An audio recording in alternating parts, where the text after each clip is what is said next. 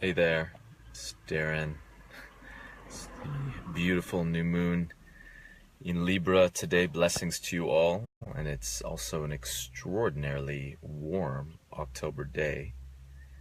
Climate change is real. Cosmic climate change is real too. A lot of evidence that global warming is definitely a phenomena, as is the warming of our whole solar system. The sun, the mighty solar logos, is definitely activating a lot of things, all the solar flare activity. But anyhow, that's a bit of a digression. I just want to plug into the new moon in Libra, which is happening today, and just pour forth some of the insights that are on my mind. Because I've been studying some of the aspects and preparing for my new moon vibes cacao ceremony tonight. The intention being this chapter of our initiation through the lunar cycle, through the goddess. This chapter has to do with the power of union, and specifically the power of Tantra, to help us find this new dynamic rebalancing in our modern era. And, you know, new moon is also time to review the previous cycle, and the last one was the new moon in Virgo, which I channeled through being all about a restoration of goddess mythology on the planet, because the goddess mythology has been sort of taken out of our human view for thousands of years, and there's a huge wound in that. The feminine being relegated to a complete imbalance and desecrated state on the planet is in direct result of the goddess being removed from human view as a point of worship and devotion and aiming us in our evolution.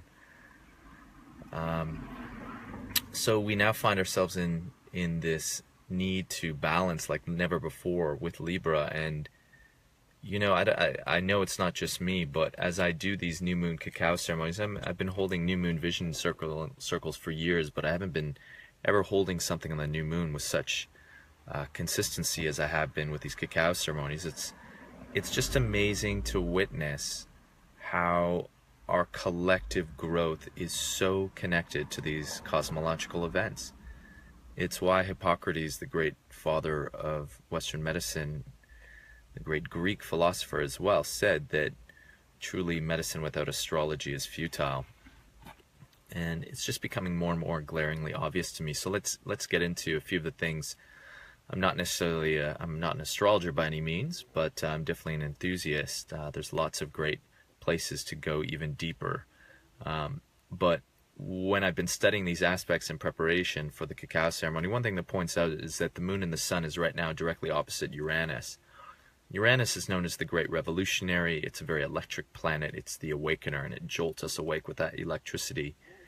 And I think we can see an absolute direct representation of that in the world with what just happened with the Harvey Weinstein uncovering in Hollywood, and the utter sort of takedown of Hollywood as that kind of emerges, and you start to see that Harvey Weinstein's case is just one of tantamount cases of abuse of primarily against women, but also men in Hollywood and powerful positions all over the world. And this is something I've been writing and posting about for years, following the global pedophilia epidemic in the great halls of power, political power, and even monarchical power in such places as England.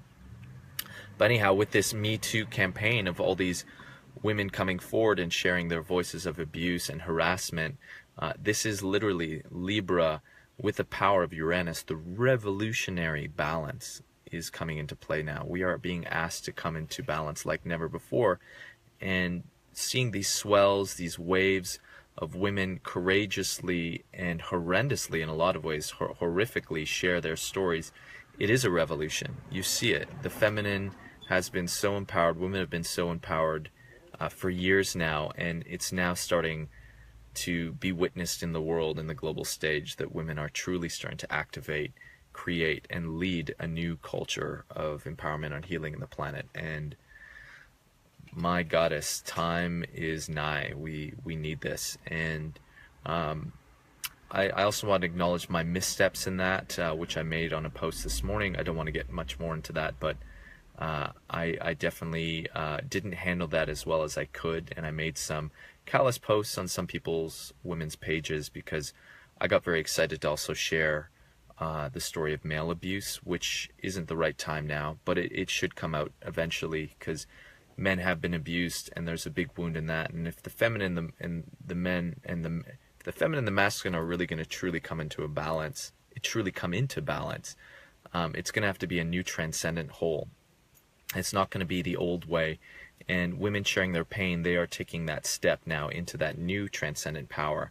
And now it's up to men to step in alignment with them. And much love to all the sisters. You are so courageous. You are so brave.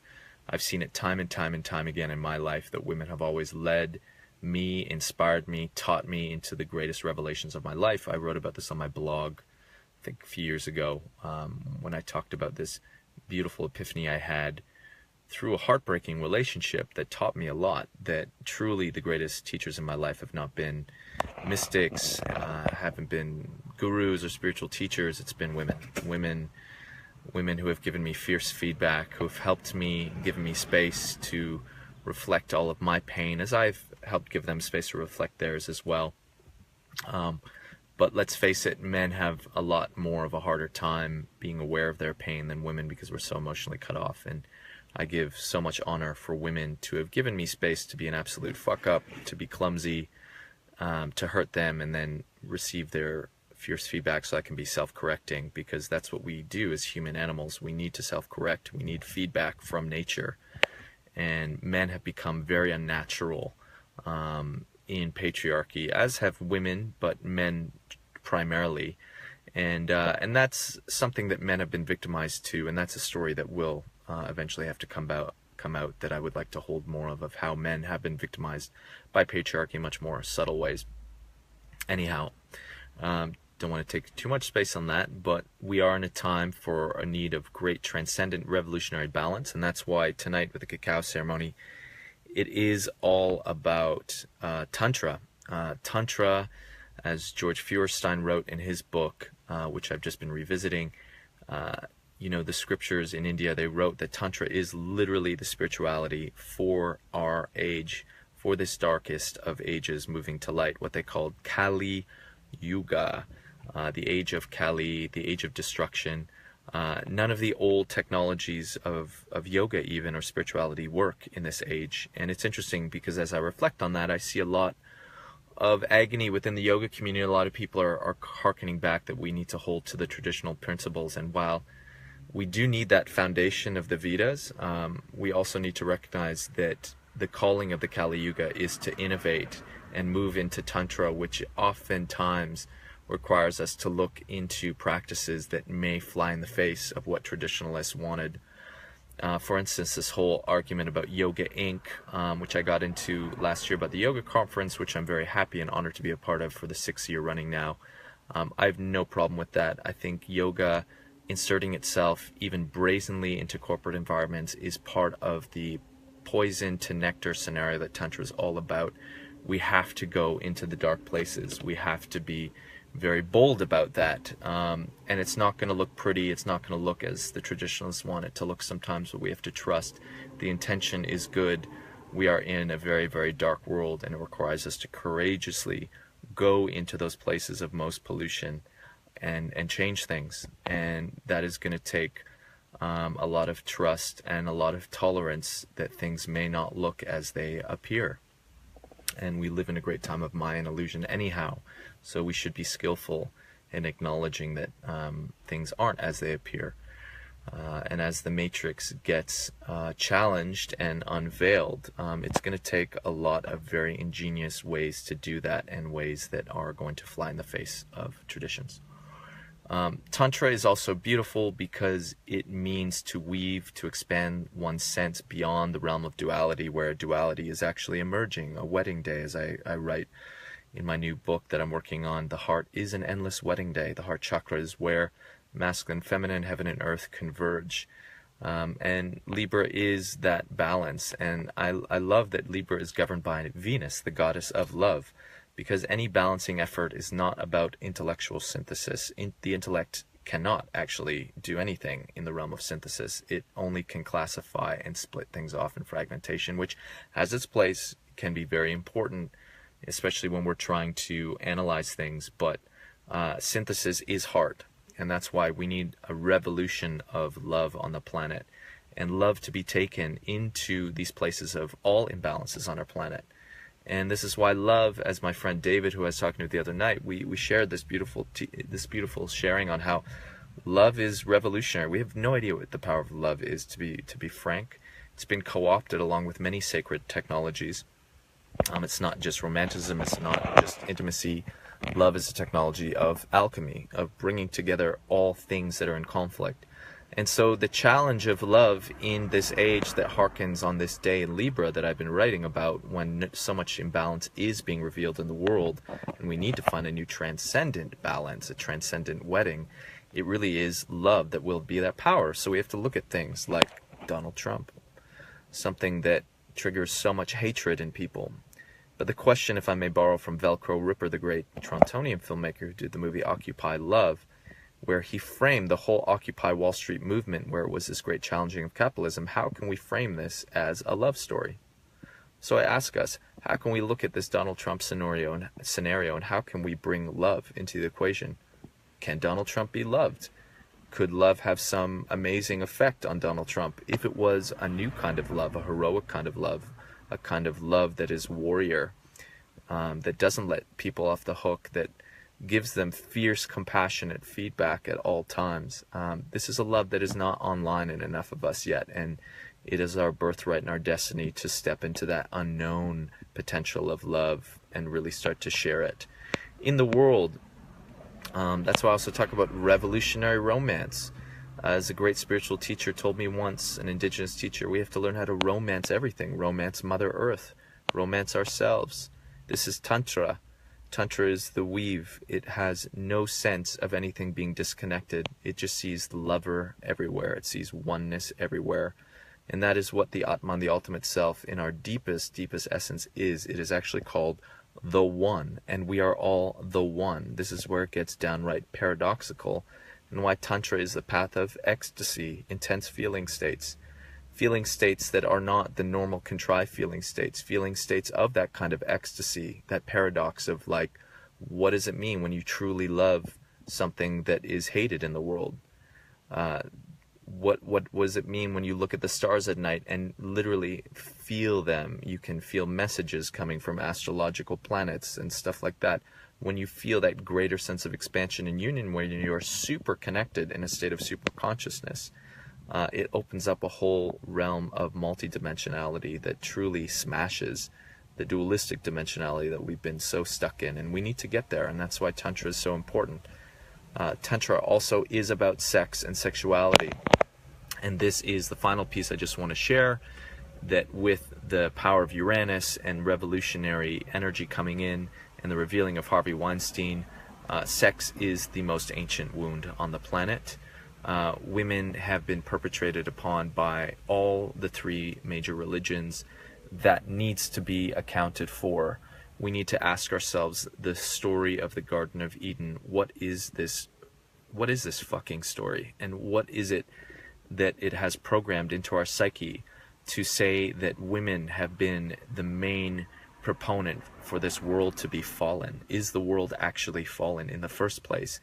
And if you ask me, we need to retell this story from the framework that Eve was a great tantric teacher, because all the great tantric teachers were women and they initiated men.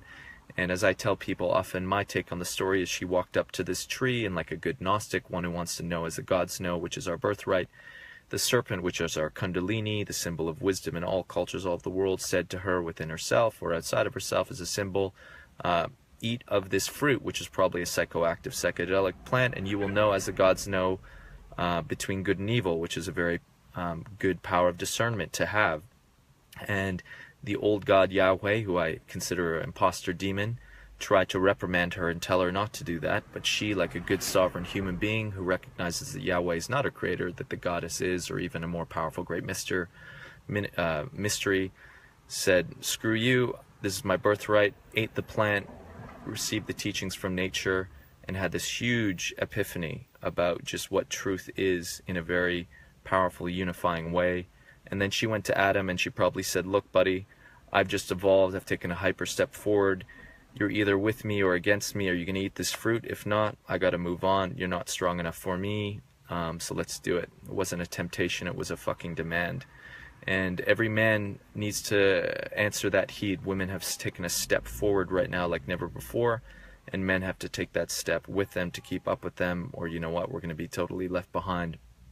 So that's my take on the Garden of Eden. I think Eden is here. The garden never fell. It's a state of mind that we need to reclaim. Anyhow, those are my insights. I'll probably write some more stuff post the New Moon Cacao ceremony, which will probably be next week, actually, because I'm running an Earth Nights retreat sold out for men all weekend, where we will be pledging allegiance to the goddess, pledging allegiance to doing the healing work, to bring ourselves back in balance to the woman inside of ourselves, the woman outside of ourselves, so we can all be truly beautiful, hermaphroditic beings, as is our birthright. And I'm going to post today as well later that I've just launched my 75-hour source resonance training, sound healing, sacred music, vibrational philosophy, launching this December to February. Launching that today on the new moon, which is fitting. Anyhow, all the love to you. I hope that today you can sit at some point in the powers of the new moon in Libra and get that hit from Uranus that's going to electrify you and jolt you into new transcendent shape. Think about the things you want to create in your reality, and think about the things that you boldly want to create. And as my friend Michael Eisen would say, act as if. Sit with them as if they are happening, as if you are already embodying it, and see what happens. It's our destiny to be fully empowered, glorious beings. And I hope this new moon transit is just another chapter in your activation to be all of your glorious self.